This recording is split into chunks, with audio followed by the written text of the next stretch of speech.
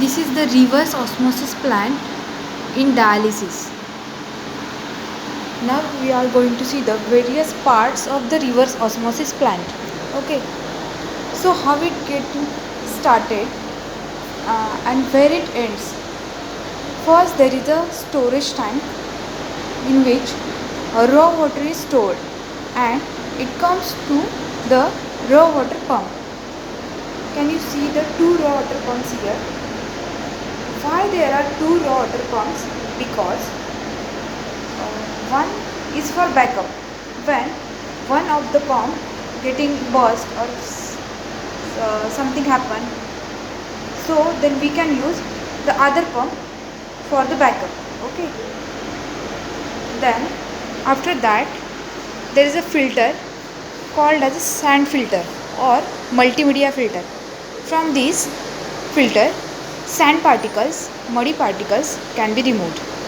Then after that there is a pressure gauge. Here we can count the pressure.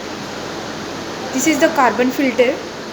From carbon filter, what we can remove? Chlorine and chloramine. Okay. And if there is a huge amount of chlorine and chloramine, then what will happen in the dialysis patient? Blood is going to be ruptured, and that is called hemolysis. There are two carbon filters. Then what is the work of carbon filter? Just now I told. The work of carbon filter is to remove chlorine and chloramine. Okay.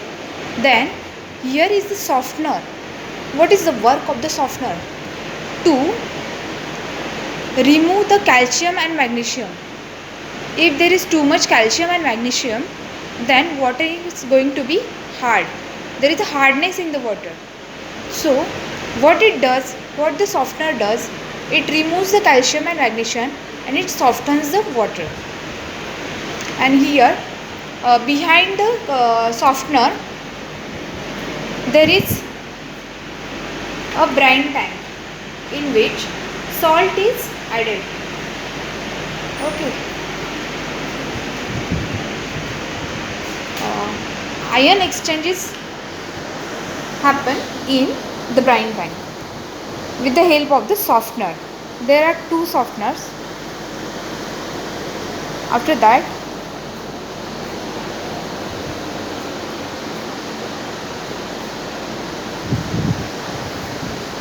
this is the RO panel.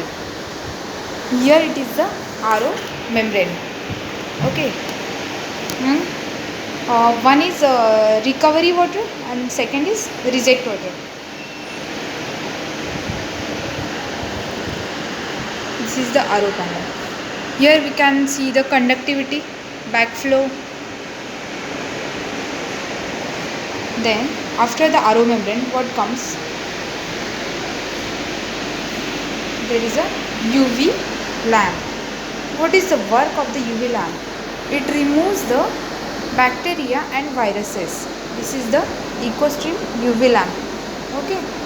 Then after that, this is the endotoxin filter. What is the work of the endotoxin filter? It removes the endotoxins. Then after that, water goes to storage tank, RO water storage tank. And after that it supply goes to dialysis unit. And what is the main thing in the dialysis unit? That is the AC.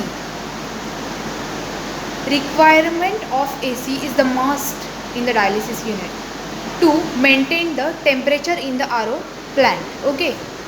So how much will be the temperature in the dialysis RO plant? It should be 77 degrees Fahrenheit, that is 25 degrees Celsius. Okay. And what is the pH of the RO water? It should be 6.8 to 7.8. Okay. Then if you have any query, just give a comment.